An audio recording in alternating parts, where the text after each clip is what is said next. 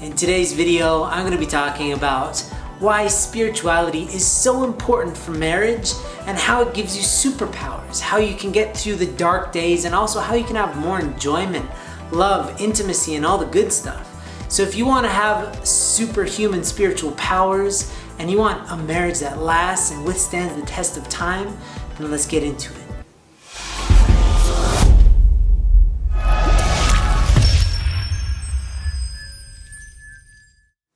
Welcome back to Whole Goals. My name is Andrew Love, and it is my job as the founder to help you reclaim your mind, heart, body, and soul so that you don't get crushed by modern day living and so that you can become an unstoppable force of good in this world. In today's video, I'm going to give you 6 different benefits to having a spiritual life in your couple. Spirituality has existed not because humans are stupid, but because they're smart. It's a survival mechanism. It's how you don't get stuck in the day-to-day, in the mundane, why you don't get lost in the shuffle of life, and remember the fact that we're connected to eternity.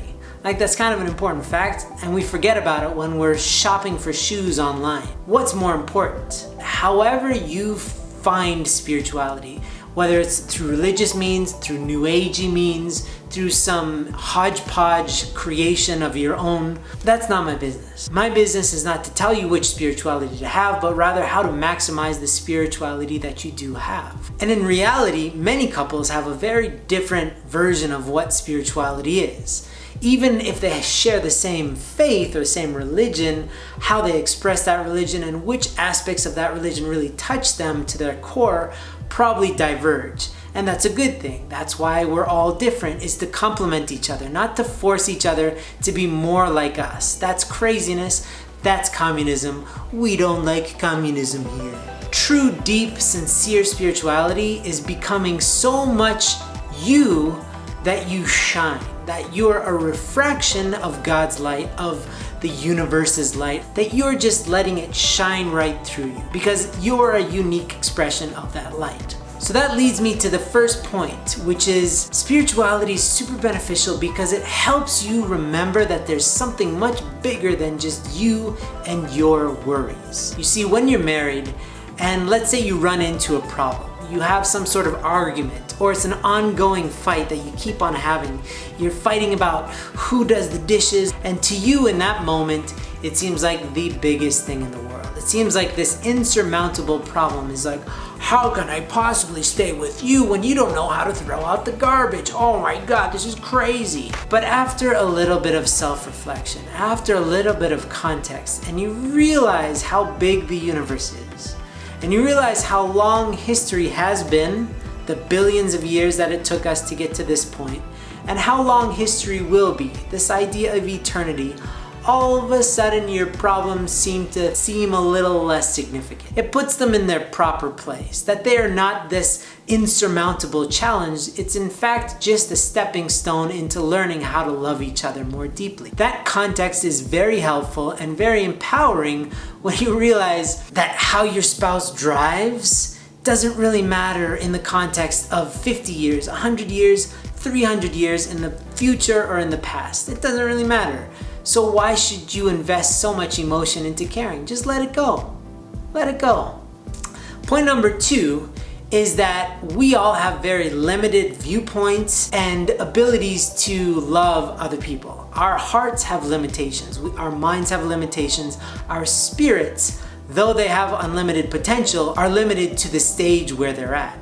And so when you're reaching up against that limitation, you're reaching the perimeter of your capabilities. Let's say you keep on judging your spouse for something that they keep on, the way that they speak to you or the way that they react to you, and it keeps on happening, and you're getting more and more and more frustrated. It means that you're trying to love them with the same old limited heart. The miracle of spirituality is that at any point in time, at any time during the day, any day during the week, you can stop and you can plug into an infinite amount of love, an amount of appreciation, and a new perspective. You can see your spouse with new eyes. You can love them with brand new love, and that keeps the relationship fresh. You can plug your heart into the source. You can plug your mind into the source, and all of a sudden, there are no more limitations. It's like you're running on empty if your body was a vehicle, and you're plugging into gas and you're filling up, and all of a sudden you have new energy. You can go a lot further, you can love a lot longer, and you can see them with brand new eyes. This is an advantage you have, because although you may be personally limited, you can connect to the limitlessness of the universe. Number 3 is a saying that I just made up, which is a couple that transcends together stays together forever. I really believe this, that when you pray, when you allow yourself to get outside of the mundane and you can connect to each other on a much higher level in terms of your emotionality, but also in terms of experiential.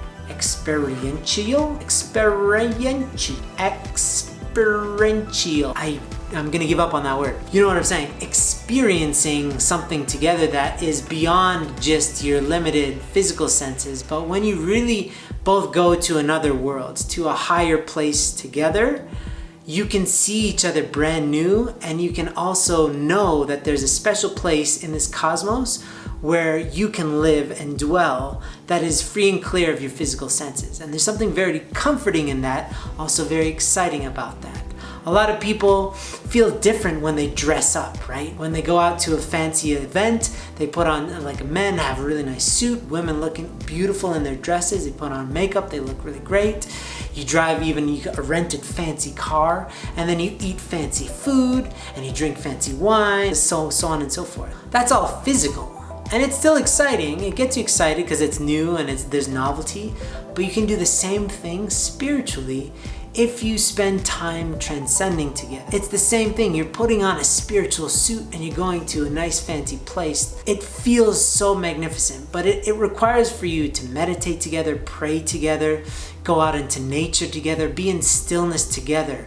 When you can do these things together, it really is a bonding experience. It's very powerful, and you can only do it if you're spiritually aligned as a couple. Number 4 is this sneaky thing that I've realized about prayer. So if you pray for each other, you can say things about each other that it's hard to say normally. Especially, let's say you're fighting. Let's say you've been going at it a bit. It seems to be a theme in this video, but I know a lot of married couples, we fight a lot. It's part of growth, right? If you're fighting with your spouse, there's a way of saying I love you indirectly where it's still received, because you're kind of sending them love on behalf of God. Let's just say, I just really wish that they can feel your love and all this. What you're really saying is I love you. But it's this sneaky roundabout way. When we have travesties, everybody says pray for Paris, pray for this place, pray for that place.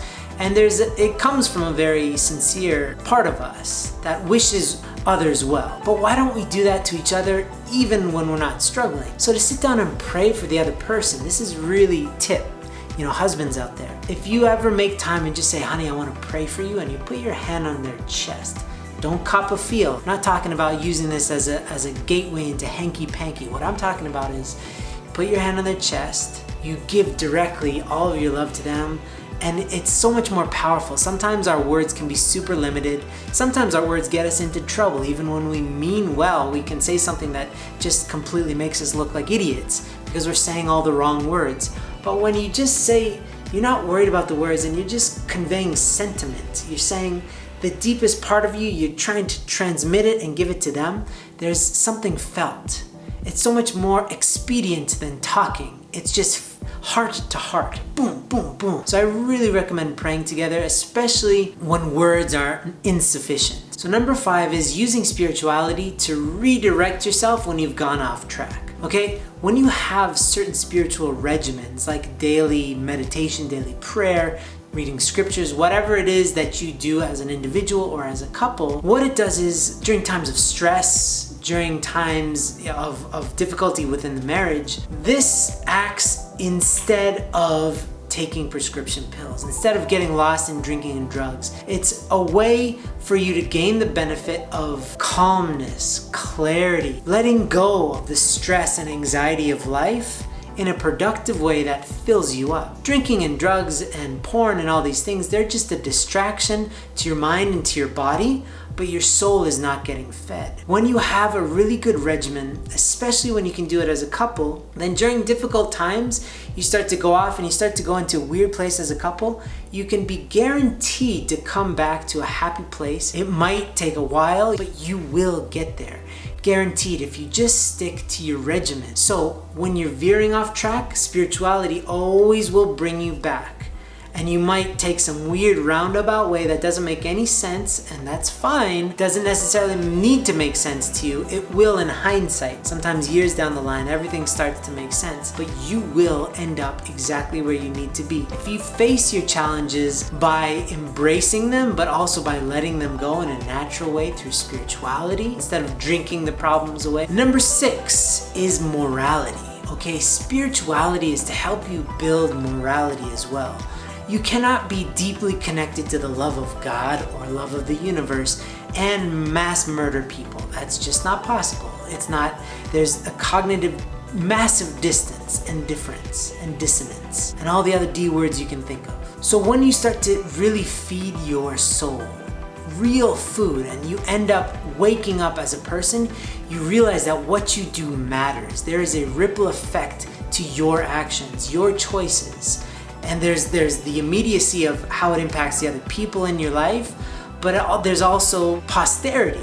There's how it impacts the next generation and the generation after that and the generation after that and on and on and on. You notice much more how you fit into the context of history when you're spiritually awake. Because otherwise we are often just a slave to our physical senses, and we are using our impulses, our desire to fit in to society, our desire to satiate our body, our desire to not get kicked out of our culture. All of these animal instincts in us override our life, and they just become what we prioritize when we don't have a spiritual life. But when you are spiritually inclined, there's something much higher than your physical impulses, than your most immediate urges that take a priority, and that is how you impact other people. And that becomes your sense of morality, because you won't want to say negative things if you can understand how that impacts not just them, but you and all of society. But you cannot access that merely through your brain.